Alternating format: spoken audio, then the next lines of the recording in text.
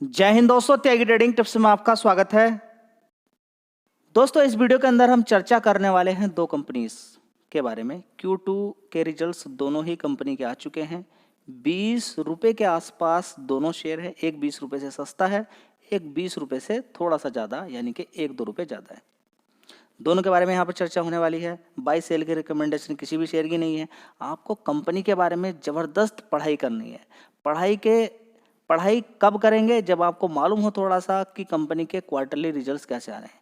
देखिए, बहुत कुछ पढ़ना होता है, लेकिन क्वार्टरली रिजल्ट्स एक परफॉर्मेंस आपको दिखा देते हैं कि कंपनी की करंट अभी क्या परफॉर्मेंस चल रही है, अभी पिछले 3 महीने में क्या किया है। तो उसके अकॉर्डिंग आपको होल्ड करना है, एवरेजिंग करनी है, खरीदना है, वो एक आपको आइडिया मिल जाता है। चलिए देख लेते हैं। तो इसका मतलब ये बिल्कुल भी नहीं कि रिजल्ट्स आप देखें एकदम परेशान हो जाएं कि अब तो बिल्कुल ही खत्म हो जाएगा, ऐसा हो जाएगा, वैसा हो जाएगा। बहुत सारी कंपनियां हैं बड़ा बड़ा नुकसान दिखाती हैं, उसके बाद अच्छी तेजी बन जाती है। और बहुत सारी कंपनियां ऐसी हैं जो लगातार 3-3 क्वार्टर तक अच्छी परफॉर्मेंस दिखाने के बाद अगले 2-3 क्वार्टर बड़ी गंदी परफॉर्मेंस दिखाती है और शेयर बहुत ज़बरदस्त गिर जाते हैं। ठीक है, तो सब कुछ चलता है स्टॉक मार्केट में, आपको देखना चाहिए। तो लगभग 18 रुपये के भाव शेयर का है, मार्केट कैप 12,000 करोड़ का है। ऐसे शेयर पे बड़ा प्लेयर बड़ा खेल करके अच्छा पैसा कमा के ले जाता है। अब ये ऐसा नहीं कि बड़े प्लेयर ने इससे पैसा नहीं कमाया है। आप देखेंगे पिछले 5 साल का चार्ट पैटर्न अगर आप देखते हैं तो आपको एक आइडिया देखने को मिलेगा कि पिछले 5 साल में इसने कितना पैसा इस शेयर के थ्रू बड़े प्लेयर ने कमाया है। देख लीजिए यहाँ पर 5 साल में कितना पैसा कमाया होगा। देखिए यहाँ पर शेयर कितना गया था, 2 रुपये 75 पैसे। 2 रुपये 75 पैसे से ज़बरदस्त इसने तेज़ी दिखाई और 52 वीक हाई एक बार आप देख सकते हैं। आइडिया लगाइए 27 रुपये। तो 27 रुपये से आज की डेट में आपको थोड़ी सी गिरावट में मिल रहा है। अभी 6 महीने के अंदर भी आप देखेंगे थोड़ी सी और नीचे गिरावट हुई थी, 70 रुपये के आसपास गया था। तो यहीं पर अभी टिका हुआ है क्योंकि ज़बरदस्त तेज़ी बनी थी। ऊपर से यहाँ पर आ चुका है एक जो जेन्युइन भाव है, लेकिन जेन्युइन भी अभी अगर आप देखेंगे 5 साल के अकॉर्डिंग 2-3 रुपये का शेयर होता था, लेकिन मैक्सिमम चार्ट पैटर्न आप देखने के बाद एक अनुमान लगाएंगे कि कंपनी अगर अच्छी परफॉर्मेंस दिखाती है तो आगे भाग भी सकती है, क्योंकि बहुत बड़ी गिरावट होगी। अब देखिए भागेगा नहीं भागेगा वो डिपेंड करेगा कंपनी की परफॉर्मेंस कैसी है। परफॉर्मेंस दिखाएगी शेयर भागेगा, परफॉर्मेंस नहीं दिखाएगी शेयर नहीं भागेगा। ये सीधा फंडा है। अब कंपनी की डिमांड इसकी रहेगी क्या नहीं रहेगी। देखिए पावर सेक्टर की डिमांड तो किसी भी कीमत पे ख़त्म नहीं हो सकती है। बूस्ट या कैटलिस्ट का काम किया है इलेक्ट्रिक व्हीकल। पहले रोड पे चलने वाली गाड़ियां कहीं पर भी बिजली की रिक्वायरमेंट नहीं थी, उनको डीजल पेट्रोल गैस से चलती थी। ठीक है, अब क्या है, ई रिक्शा भी आप देखेंगे वो भी इलेक्ट्रिक वाली का आ गई हैं, इलेक्ट्रिक से चलता है।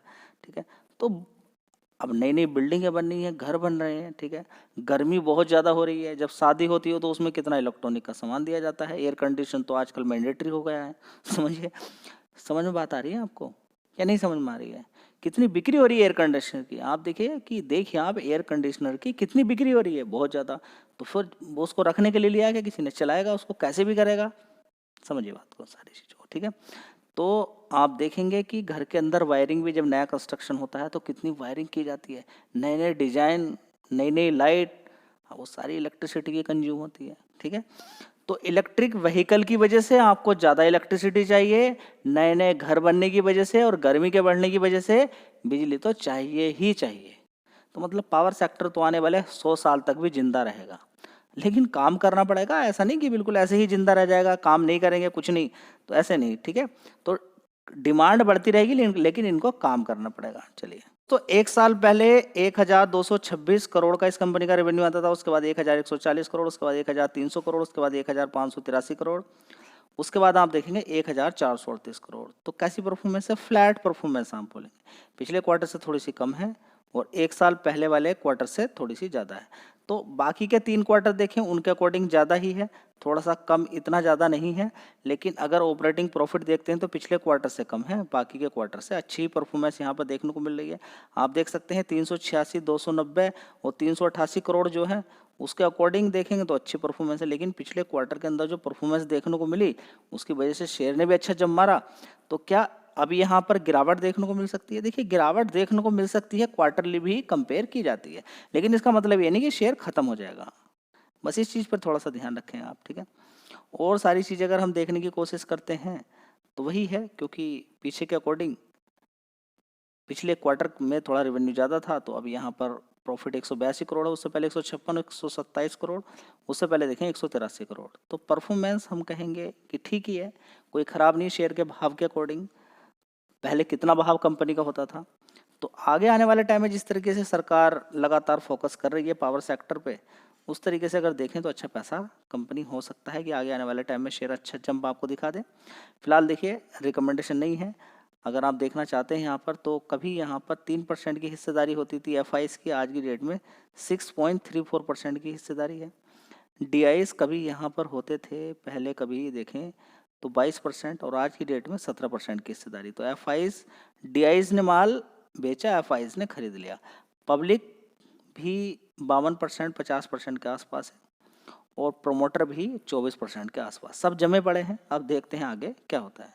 दोस्तों अगला शेयर होगा यस बैंक, 22 रुपये का भाव है। 22 रुपये का भाव देखने के बाद ये बिल्कुल ना सोचें कि 22 रुपये से सीधा 222 पहुंचने वाला है 10 गुना। क्यों? क्योंकि मार्केट कैप छोटा नहीं है, 69,000 करोड़ का मार्केट कैप है, यानी कि 70,000 करोड़ का लगभग मार्केट कैप है। जो शेयर के अंदर तेजी बनती है वो मार्केट कैप के अकॉर्डिंग बनती है। मल्टीबैगर रिटर्न चाहिए कभी भी, ठीक है, तो मार्केट कैप देखिए, सस्ता मार्केट कैप आगे बढ़ सकता है। शेयर का भाव सस्ता है लेकिन मार्केट कैप ज़्यादा है, कोई फ़ायदा नहीं है। शेयर का भाव थोड़ा सा ज़्यादा भी है, मार्केट कैप कम है, चलेगा।